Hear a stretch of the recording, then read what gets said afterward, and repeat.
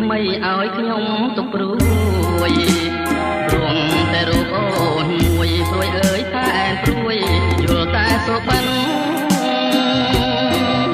បដិននេះរំដួលបាយមិនយើងក៏រត់គ្នាសិន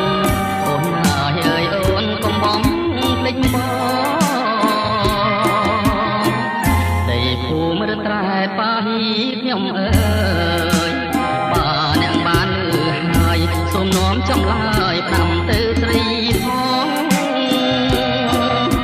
បតាំងស៊ូគុំច្រាអូតងធ្លាប់នាំនួនល្អងកំសាន្តសាបងមុជទឹកស្ពានយោពេ